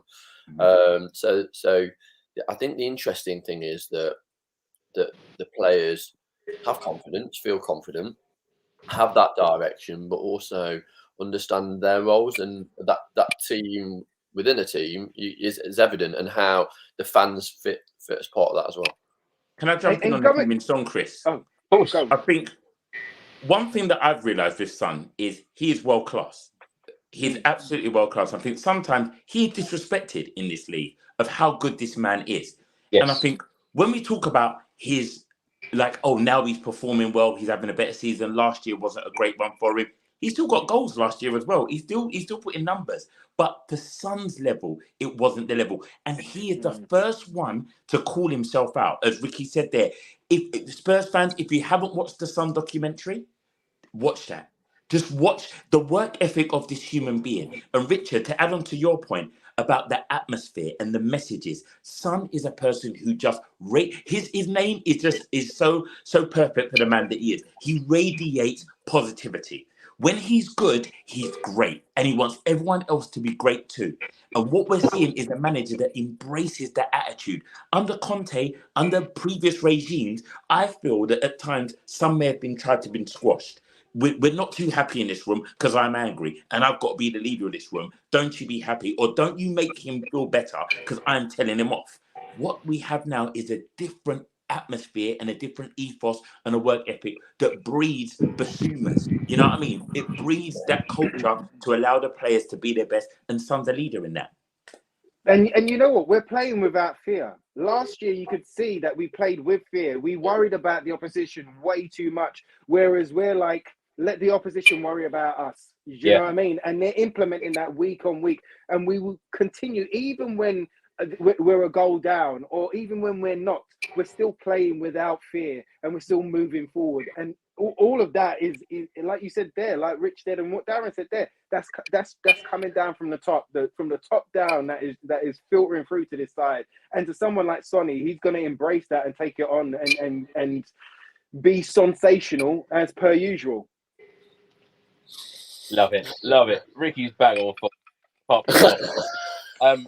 Darren, it's the caffeine. It's you know, it's got me going. Darren, in the 63rd minute, Johnson came off, Solomon came on. What have you made of Manor Solomon in a Spurs shirt so far this season? And the other thing I wanted to talk about is the way Postecoglou seems to use his subs very, very well. And of course, when you bring in a player on the 63rd minute, it's not only 27 minutes they're going to get, it's almost 37 or even 40 minutes by the time that all this time is added on. You know what? Bang on, Chris. What Ange's doing with the substitutions is brilliant. You can see a man who is tactically aware, and he's very much reading the game. It's so funny when you look at contrasting managers. You look at Arteta today, who is so animated, and he runs up and down, and he looks like a man who any minute is going to collapse. It's mental to watch. It's crazy. But then the contrast of our manager, Ange, who is very much still focused, allowing the boys to play, giving the messages what he wants, but just taking it in. Even his celebration. And that was it. Little, but does what he needs to do. And I think what we're seeing today, especially with Solomon, is his awareness of what each character brings. What Solomon brings, he's so direct. He's out of all of our attacking options, what I call the natural winger. I'm not Rick, I'm not going to do it. He's the natural winger. And he plays literally with his back to the touchline. He always wants to receive the ball there and drive. He always wants to drive. And I think what that did is understanding the management of what the game needed. It needed someone who was going to progress with the ball, run with it, move it up the pitch, because we were getting a little bit compressed at times in that latter period of the game. Arsenal building a little bit of confidence. What I loved also, Chris, was when the 10 minutes were added on, Spurs fans cheered it too. You know what I mean? It wasn't a case of us being away from home going, oh, we are worried there's 10 more minutes and we're under the cosh. We're going, there's 10 more minutes so we can go and win this. We can win it. I've got to say something before we move off Solomon. Well done for him getting through today's game as well, because obviously we're Spurs fans who we know for our Jewish team, our Jewish history. Yom Kippur is about to start, so he had to get out of that stadium and get a munching before he starts his fast. So he that's on his mind. I know he's there, he's thinking it, but the performance level there was great. So for Solomon, I wish him well over the fast and all the best to him for that. But the performance today and what Ange did with the management of those subs, even Højbjerg, I'm going to go there on subs. People talk about him being a negative player. Like Rick, you said, starting with him as a more defensive option. When he came on in replace of Maddison. But if you watch his touches, everything was a progressive pass. He was looking to break us forward, push us on. He didn't sit next to Basuma and say, we're shutting up shop. He was trying to make it work, looking for and at one point, he played a pass and looked down and went, come on, go, move. I want to play it forward. That's a new look Spurs. Every man is accountable. Every man is trusted. Every man can play forward. It's lovely times, lovely times. Rich, let's come to you in the 64th minute. Maddison to Son, Son to Maddison. He shot over the bar. In the 69th minute, Son hit the side netting. And then in the 78th minute, Maddison and Son went off, and Højbjerg and Richarlison come on. DB writes here, today is the first day the subs haven't impacted the game. Were you surprised? There were a couple of comments earlier on in the stream stating, why on earth did Heung-min Son come off in the 78th minute, bearing in mind that he would have had 22 minutes on the pitch. Was that the right decision for you? I think maybe it's the manager looking at energy levels, looking at maybe impact.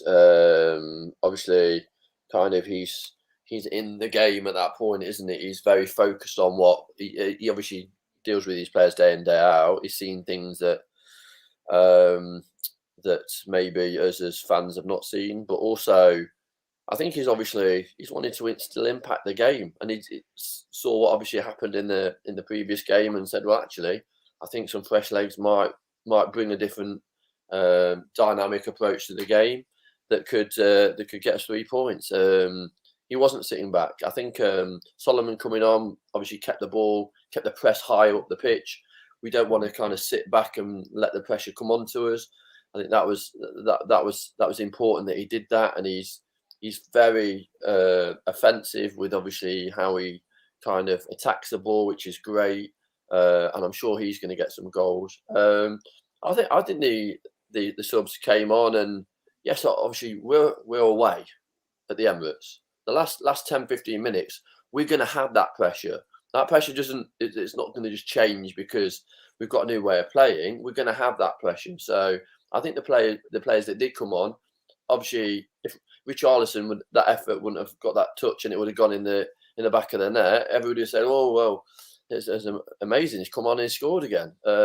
It's just obviously those little kind of things in the game have a massive impact, and they can't always go your way. But I think the substitutes were correct. I think Højbjerg came on. I think the difference with Højbjerg coming on in that position is he hasn't got the same ability as Maddison, but obviously he's like this last season. He's a rock in that midfield, experience.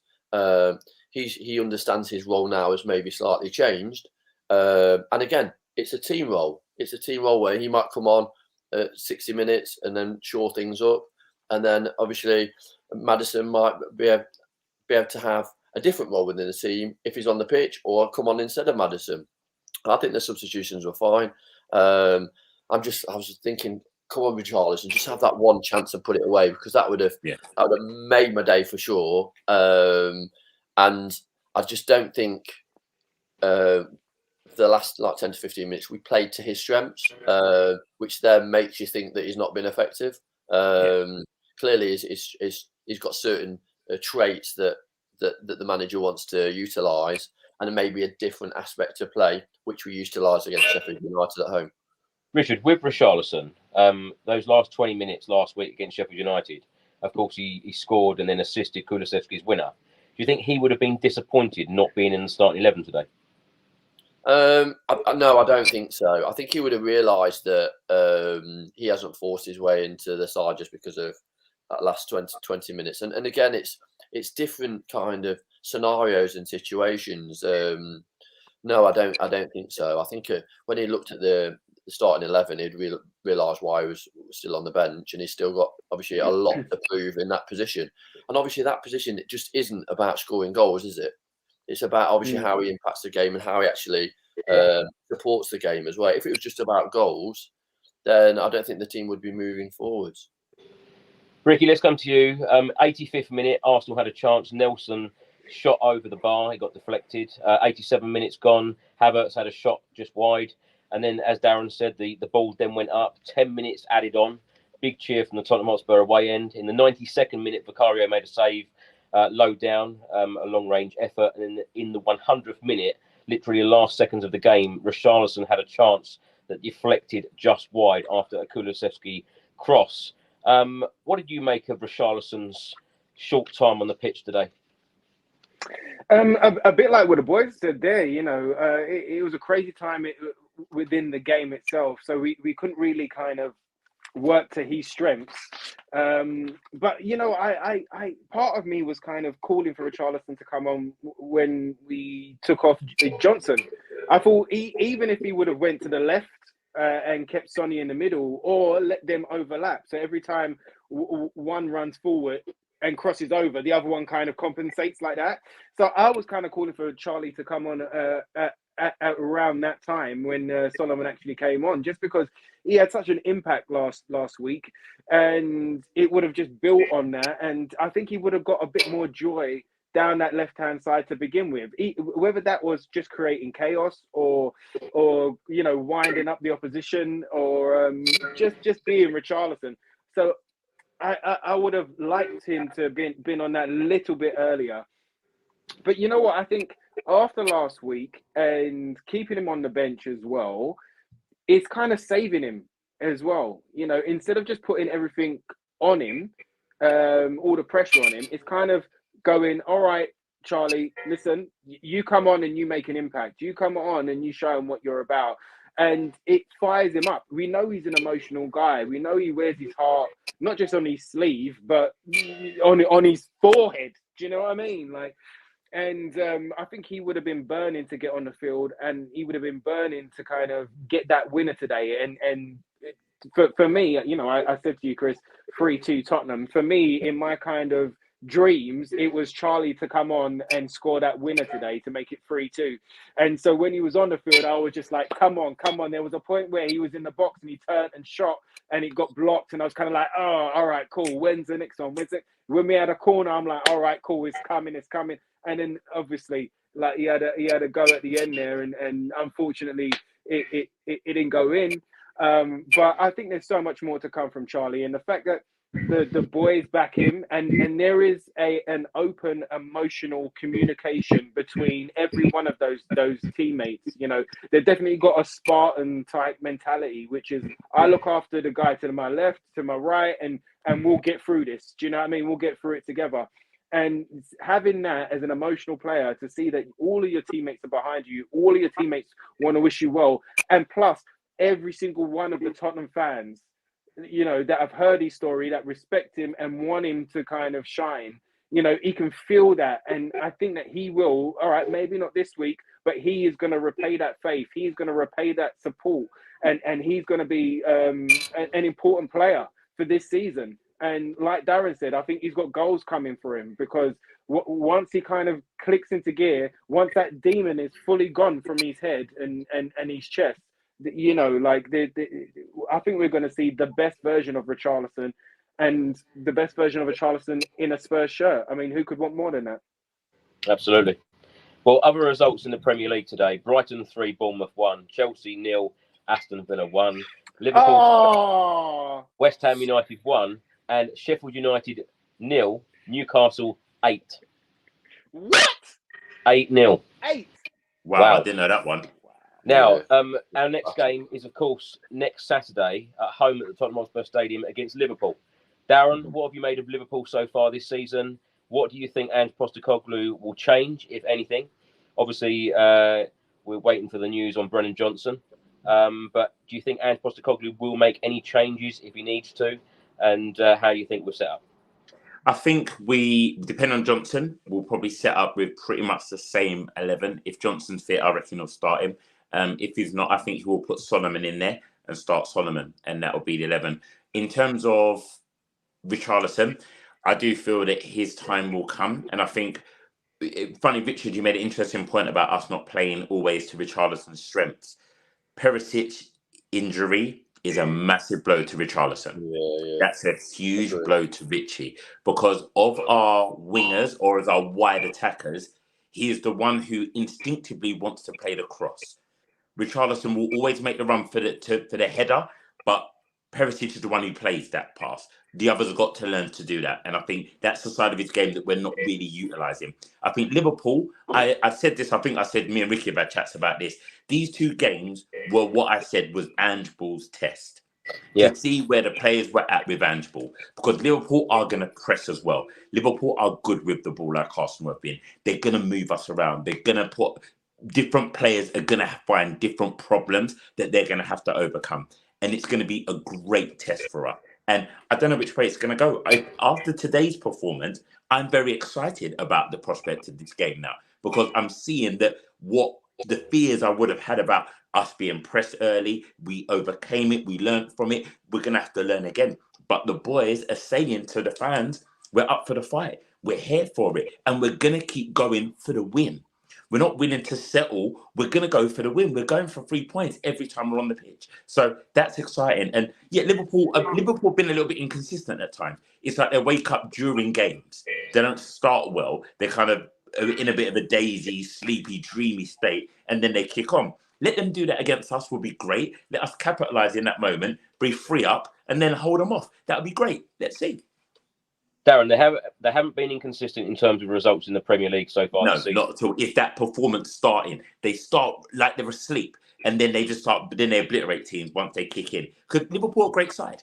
Let's say this is a tricky time for us, because we're really testing where we're at against teams like Liverpool, against teams like Arsenal, because they're the ones who are playing the football that is literally a direct clash with what we do. They're going to press our defenders early doors. They're not going to get the space and time on the ball. They're going to try and isolate people like Maddison and get him out of the game as quickly as they can. They're going to want Sarr to have the ball as much as they can to press him. And just got to work that out. So it's going to be a game where I'm going to be positive going into it, but I'm excited about seeing the development of our team. That's what I'm looking forward to. Rich, let's come to you. Of course, Liverpool are sat in second at the moment. They've played 6, they've won 5, they've drawn 1. They've got 16 points. There's only 4 teams in the Premier League that are undefeated so far: Manchester City, Liverpool, Tottenham and Arsenal. Everyone's been talking about these 2 games, Arsenal and Liverpool for Spurs, and then we'll see where Spurs are at. If we win at the Spurs Stadium next week, or even draw the game, and it's an entertaining game with a good performance like today, does it mean that all the pundits and everyone will start talking about Tottenham? I think it's a nice place to be when you've not got that pressure as a team. I think for sure. Yeah. I think that's important for the team to be not realistic. More kind of understand that we're at the start of this transition. So the transition is very fresh and new, and I think as a team, the evolution's it's going to happen over time, and I think now pundits are looking at the strengths of the team, and maybe that we are 1 or 2 players light of actually being able to challenge for things and really push up the table. I believe that we've got a great foundation. We've still got some room to improve and to build on that base of 11 players. And depending what plans the manager's got in January, is that going to build on what we've already got? Hopefully.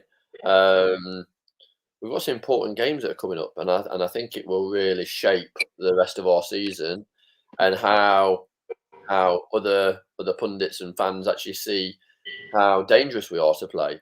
I think what we've identified as well now is that we can play away from home and at home and be very consistent with performances, where last season we weren't at all, and we weren't consistent at home or away, which was really frustrating for obviously the paying public, the fans, but also the players. The players were saying one thing: we feel like we should be in the top 4, but then they're 8th, and I just didn't get it. I just didn't get the messages that we're getting from the manager were like, "Oh, this is where you should be," and then the performance really. Where now what I'm feeling is that everybody kind of knows knows that we're a good team. We should be feared when we play them, and the possibility. But for me, I feel now that after watching the first 6 games, I'm starting to kind of put a picture in my head with how good Spurs can be this year, and for me, realistically, we should be kind of looking towards those Champions League spots for sure. Well, when you see performances like today, when you consider Arsenal are going to be title contenders, Liverpool next week, Luton away, then Fulham at home, Crystal Palace away, and then Pochettino comes back with Chelsea to the Tottenham Hotspur Stadium. You know, when you think about those fixtures, it looks like Spurs should be picking up quite a few points in those games. Mate, Pochettino might not be a manager at that point, I tell you. I was going to say the same thing. Yeah, very true. Very true. Ricky, what are you feeling ahead of this Liverpool game? Are you excited? I know you're getting carried away. When I read those fixtures out, you think we're going to get points in all of those games? Of course. I'm always going to back my boys. And this is it. You know what? Liverpool's such a tricky side, man. Even when we're supposed to win, we don't. You know what I mean? There's always, they get a drawback, or there's such a dodgy side to play. But the one thing that these first 6 games have given me is to see how they're playing without fear. And we're going to go up against Liverpool without any fear, with our home fans behind us, with the stadium rocking, with them getting a point today in the way that we got that point today. I think that's all going to galvanise us. Like you said there, Chris, when you was coming out of the Emirates today, a lot of the Gooner fans were quiet. They were subdued because of their arrogance and because they believed that they already won the game before the game started. They believed that they were going to be 3-0 up within the first 15 minutes and going to obliterate us. But that did not happen. Like we've all said during this podcast, is that these boys, you know, they're going out there without any fear. They're going to continue to play this way, and I think that gives me confidence going in up against Liverpool. You know, that we're going to continue to play our game. It's going to be a tough game. It always is against Liverpool. Always is. There's always something dodgy that happens against Liverpool. But you know what? I go in with all the confidence. I go in with the jubilation of these past 6 games, not just today. I go in with the knowledge that we are continuing to build week in, week out on these performances. We recognize our mistakes, we work on them, and we try and put them to bed. Do you know what I mean? They're all lessons in life right now, lessons in football of what to do and what not to do. And these boys are going to continue to progress that way. So as long as we continue, which I have unwavering belief in, that we're going to continue to play this way without any fear. We're going to continue to play the risky balls. We're going to continue to drive this team forward. And we're going to continue to rely on each one of our teammates. There ain't going to be one main man that Liverpool got to worry about. They're going to have to worry about 3, 4, 5, and 6 players that they're going to have to worry about a lot of us, our players, rather than we worry about them as per usual. So that gives me confidence going into that game. And I think it's going to be a positive result, honestly. Let's get score predictions. Ricky, what are you going to go with? I'm going 2-1 Spurs. Darren? I want to draw. I'm going to say it's going to be a 1-1 draw. Okay. Richard? Yeah, I'm going to go 2-1 as well, Spurs. Come on. Yeah, I think we can. I don't know. I feel that momentum. I feel the energy. I think away from home as well, there are different. Like Darren was just saying, they're quite slow at the start of the games, and like today, I think they beat West Ham, didn't they? Was it 3-1? Yeah. Yeah, I think they conceded first. So yeah, I think we'll score first, and we'll win 2-1. I tell you what, the Man United game and the Sheffield United game, both at the Tottenham Hotspur Stadium, the atmosphere has been incredible, and long may that continue, because it does certainly help those players. Darren, I want to end the show with you because I've spoken at length with Richard and Ricky already about Ange Postecoglou. Just want to give a little bit of love to our manager. The way that he won us that game last week. Of course, Richarlison came on a sub, turned out to be a super sub, getting a goal, getting an assist. He was so calm during all the players celebrating, everyone running down, celebrating. He just remained really, really calm. He hasn't lost a home game in 50 matches. which of course will put a lot of confidence into us as being Spurs fans whenever we play at home. Talk to me about this manager of ours, and talk to me about how you feel about him after just 6 games in charge. After 6 games in charge, I am thoroughly impressed. I've got a few friends who are Celtic fans who gave me a lot of talk before, going, Dow, you've got an absolute winner here. Dow, this guy's phenomenal. Trust me, as a fan, you're going to love him. And that's what they all kept saying. As a fan, you're going to love him. I love his honesty. I love the way in which he is given the players confidence. I love the fact that he's given fans optimism. I love the fact that he single-handedly has taken our club and given it the biggest hug and the biggest energy boost and gone, this is what we're going to do. We're all going to do it together. And if it doesn't work, I'm responsible. It's all on me.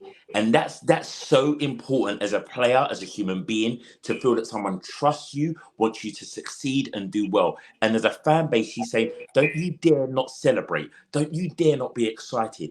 Do it. Dream. Think big. Do what Chris Cowlin keeps asking us every week. Be excited. Get carried away. Allow yourself to think it. Be espresso Norwood. Be champagne Norwood. Be whichever version. Oh, Chris has got lights. I thought he was getting Top Boy on us. He's shooting a video now. He's Stormzy. What's going on? Central C in the building. It's mental. If you're watching it, it got luminous. So with all of that happening and with all of that energy around Spurs right now, it's all and right now. And I'm very happy that we did the due diligence of a recruitment. And I'm going to look at Daniel Levy and go, I have to give you a well done, because there was a lot of options being media put to us. Let's remember that. Media put a lot of options to us. They looked at only a few candidates in person, and Ange was one of them. And what you can see what kind of presentation he did, the way in which he would have sold himself, because that's what he did. He sold himself to Spurs. This is what I am. This is who I am. And we have gone, thank you. We embrace it. And with the recruitment, with the team effort, it's a really exciting time to be a Spurs fan right now, because we've been through a lot and we've learned and we're developing and we're growing. And this is a great point. If you're young, this is a great point to join Spurs and enjoy this journey, because you've got a lot to go forward with. If you're a little bit older like some of us, it's reminiscent of some of the good days we've had before. And if it continues the way it's going, as Ricky said, there's no cap, there's no bottom. Let's see what Spurs can do. I put zero pressure on this season, and do your thing. Right now, you're making a lot of people very, very happy, and thank you for that. Can I please end this podcast by asking all of you at the moment where you think we will end up at the end of the season in terms of league position? I know Richard loves this question.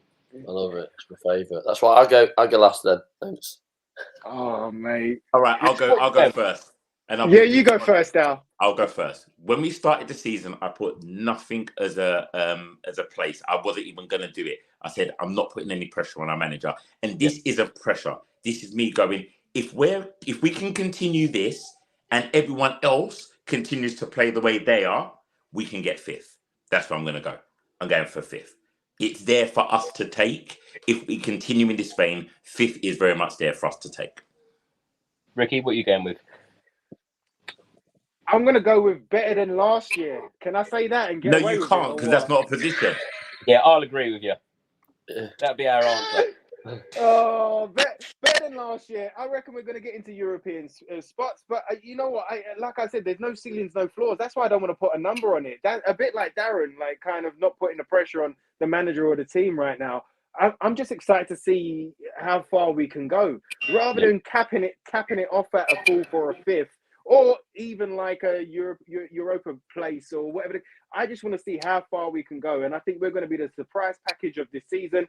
I think we're going to be the danger men of this season. I think people are not going to want to come up against us.